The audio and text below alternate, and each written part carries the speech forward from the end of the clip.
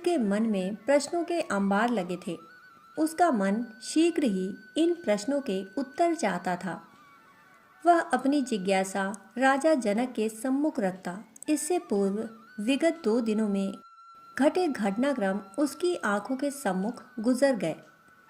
सुदीर्घ ऋषि याज्ञवल्क्य का प्रिय शिष्य था। यज्ञ के विज्ञान के प्रणेता, कर्म कांड की अनेक वल्लियों को प्रतिपादित करने वाले दुर्धर्ष तपस्वी याज्ञवल्क्य का नाम संपूर्ण आर्यावर्त में सम्मान के साथ लिया जाता था। यह वह समय था जब तप एवं योग 2 घोषित भिन्न धाराओं के रूप में स्थापित हो चुके थे। स्वाभाविक था कि शिष्यों के मन में यह प्रश्न उभरता कि दोनों में श्रेष्ठ क्या है। अपने मन का यही प्रश्न 2 दिन पूर्व सुदीर्घ ने ऋषि याज्ञवल्क्य के सम्मुख रखा। उसका प्रश्न सुनकर याज्ञवल्क्य थोड़ा हंसे, फिर गंभीर हो गए। उत्तर देने के स्थान पर उन्होंने सुदीर्घ से ही प्रश्न कर डाला, वत्स, तुम्हारा कभी पर्वत शिखर पर जाना हुआ है? उत्तर हाँ में मिलने पर उन्होंने सुदीर्घ से कहा, तुम जब पर्वत शिखर पर पहुंचे होगे तो तुमने देखा होगा कि शिखर तक पहुंचने वाले मार्ग अनेकों हैं। प्रश्न उनकी श्रेष्ठता का नहीं, उनकी परिणति का होता है। यदि मार्ग गंतव्य तक ले जाता है तो वह श्रेष्ठ ही है, और योग एवं तप दोनों ही मार्ग आध्यात्मिक उत्कर्ष तक ले जाते हैं।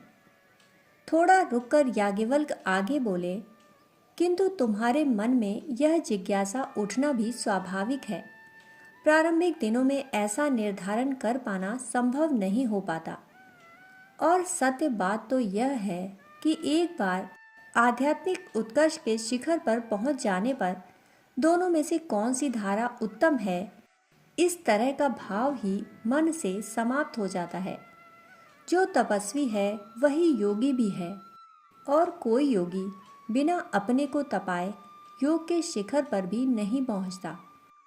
याज्ञवल्क्य सुदीर्घ की ओर देखते हुए बोले, पुत्र, तुमने अपना अधिकांश जीवन मेरे सानिध्य में बिताया है और तपस्या का वातावरण अपने चारों ओर देखा है।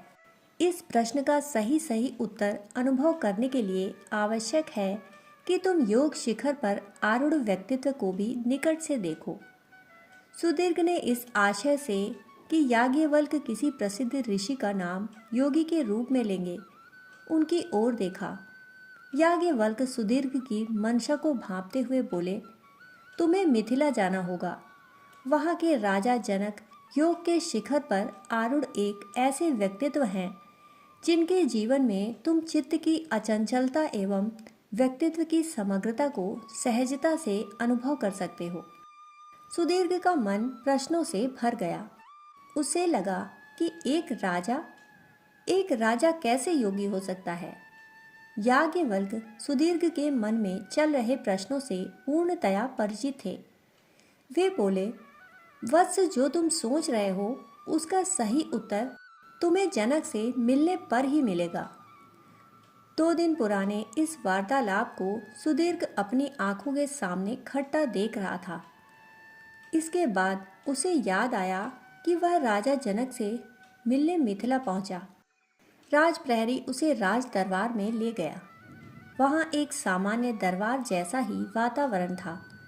कहीं न्याय के इच्छुक नागरिक खड़े थे तो कहीं राज नर्तकी संगीत पर नृत्य कर रही थी। चारों ओर कोलाहल का वातावरण था।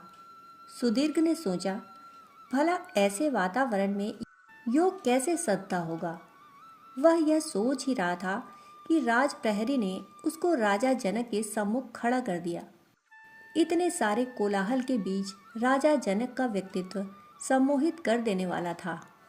वे जैसे दरबार में थे भी और नहीं भी। उनके चारों ओर नगाड़े बज रहे थे, कोलाहल था, सांसारिक कामनाओं की पूर्ति की इच्छा रखने वाले अनेकों लोग थे, परंतु वे उन सब से अछूते थे।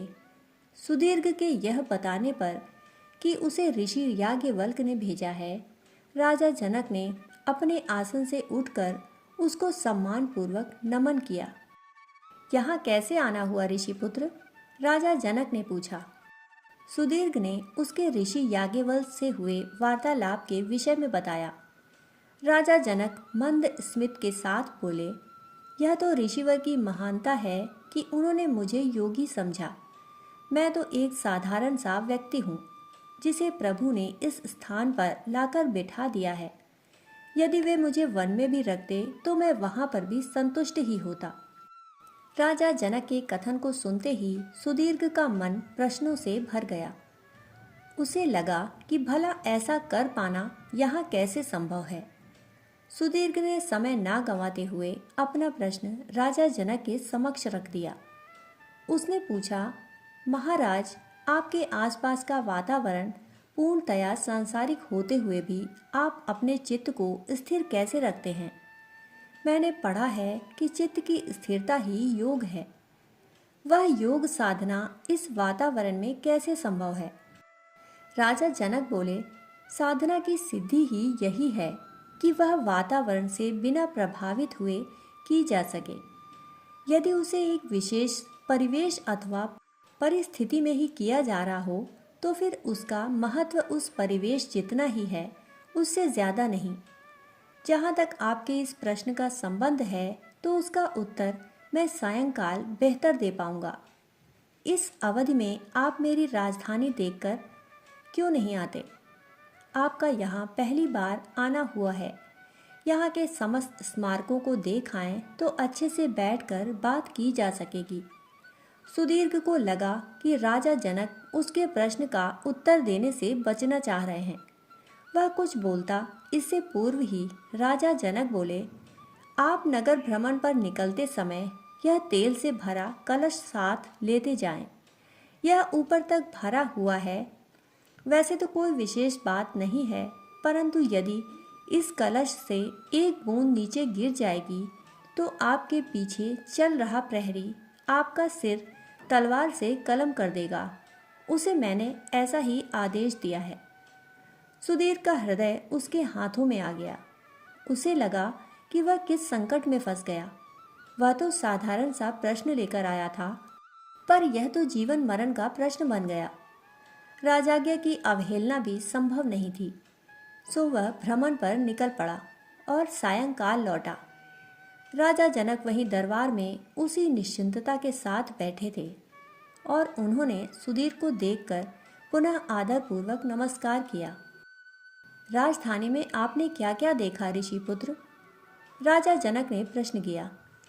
सुदीर्घ ने उत्तर देने से पूर्व हाथ का कलश भूमि पर रखा और बोला, क्या देखता राजन, मेरी सारी दृष्टि तो उस कलश पर ही टिकी थी। आपने भी मुझे कैसे धर्म संकट में डाल दिया। राजा जनक बोले, यदि आपकी दृष्टि कलश पर थी तो आपको आपके प्रश्न का उत्तर भी मिल गया होगा। सुदीर्घ ने कहा, वह कैसे?